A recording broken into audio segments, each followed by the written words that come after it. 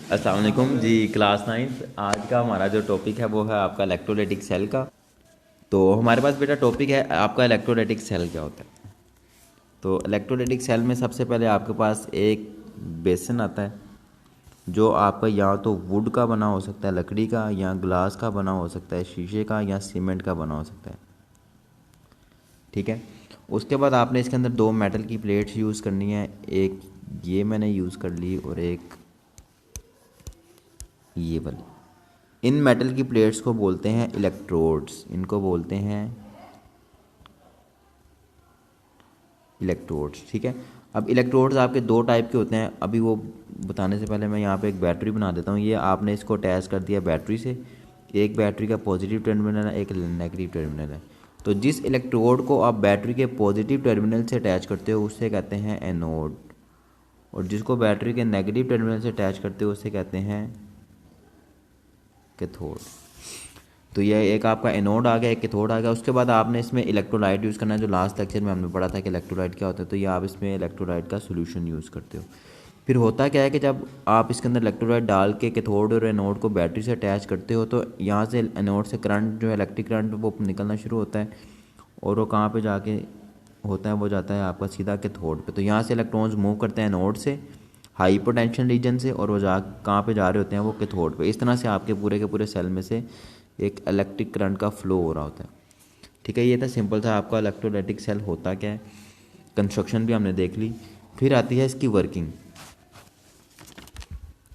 Working में हमने क्या देखना है, फ़र्ज़ करो कि हमने इसमें सोडियम क्लोराइड ऐड किया हुआ है, आपने इसमें NaCl ऐड किया हुआ है। तो इसमें दो तरह के आपके रिएक्शन हो रहे होते हैं। एक आपके रिडक्शन रिएक्शन होते हैं, एक आपके ऑक्सीडेशन होते हैं, और वो सेम टाइम पे हो रहे होते हैं। आपने याद रखना है जो आपके पास रिडक्शन है वो हो रही होती है कैथोड पे, और जो आपके पास ऑक्सीडेशन है वो हो रही होती है एनोड पे। यानी कि रिडक्शन में आपके पास इलेक्ट्रॉन ऐड हो रहे होते हैं, प्लस प्लस इलेक्ट्रॉन, और इसमें माइनस माइनस इलेक्ट्रॉन के। इसमें माइनस का मतलब है इलेक्ट्रॉन जा रहे हैं और इसमें इलेक्ट्रॉन आ रहे हैं। अब ये आनियाँ जानियाँ किस तरह होती हैं ये देख लेते हैं। तो फ़र्ज़ करो आपके पास था 2NaCl, 2 मोल थे सोडियम क्लोराइड के। इसको आपने जब करंट गुजारा तो 2Na पॉजिटिव, दो आपके पॉजिटिव आयन बने, प्लस 2Cl नेगेटिव, और दो ही आपके नेगेटिव आयन बने। अब ये अंडरस्टूड बात है कि जो पॉजिटिव वाला है वो हमेशा नेगेटिव की तरफ जाएगा। तो ये जो सोडियम है ये जाएगी कैथोड पे, और जो क्लोराइड है वो जाएगी एनोड पे।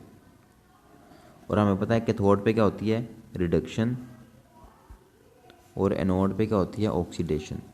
तो नंबर 1 देख लेते हैं ऑक्सीडेशन को। आपके पास ये 2Cl नेगेटिव था, ये चला गया एनोड पे। एनोड पे जाके 2Cl जो था, 2Cl का मतलब है आपके पास दो नेगेटिव आयन है। इन दोनों नेगेटिव आयन ने अपने एक एक इलेक्ट्रॉन निकाल दिए, तो टोटल हो गए 2 इलेक्ट्रॉन। तो ये आपका बन जाएगा Cl2। अगर मैं इसको और सिंपल करूँ तो Cl नेगेटिव और Cl नेगेटिव, इसने भी एक इलेक्ट्रॉन निकाल दिया, इसने भी एक इलेक्ट्रॉन निकाल दिया, ये भी बन गया Cl और ये भी बन गया Cl। अब ये Cl कभी अकेला नहीं रहता, एटॉमिक फॉर्म में नहीं रहता, ये आपस में कंबाइन होकर क्या बना देते हैं, Cl2 बना देते हैं। दूसरी तरफ हमारे पास जो आती है वो आती है सोडियम। सोडियम चाहेगी हमारे पास कैथोड। वहाँ पे देखो 2Na पॉजिटिव जो आपकी सोडियम थी, ये जो दो इलेक्ट्रॉन निकले थे ना, ये दो इलेक्ट्रॉन सोडियम गेन कर लेगी, और वो क्या करेगी, वो बना देगी 2Na, सोडियम मेटल बना देगी। तो एक आपका बन गया Cl2 और एक आपका बन गया 2Na। अब आपने लिखना होता है ओवरऑल रिएक्शन के ओवरऑल हुआ क्या है। सिंपल सी ट्रिक है इसकी भी। आप लेफ़्ट साइड देखो पहले, ये लेफ़्ट साइड है, क्या था, 2Cl negative plus 2Na positive, और इसकी दोनों की राइट साइड देखो। इलेक्ट्रॉन्स को आपने काउंट नहीं करना, इसमें आ जाएगा Cl2 प्लस 2Na। तो ये था आपके पास ओवरऑल रिएक्शन। तो देखो सेम टाइम पे क्या हो रहा है, ऑक्सीडेशन भी हो रही है और रिडक्शन भी हो रही है। किस तरह से, ये क्लोरीन थी, इसने इलेक्ट्रॉन लूज़ कर दिए, तो यहाँ पे क्या हो गई, ऑक्सीडेशन। और सेम टाइम में जो आपके पास सोडियम थी उसने इलेक्ट्रॉन गेन किए, तो यहाँ पे हो गई रिडक्शन। तो आपके इलेक्ट्रोलाइटिक सेल में सेम टाइम में साइमल्टेनियसली ऑक्सीडेशन भी हो रही होती है और रिडक्शन भी हो रही होती है।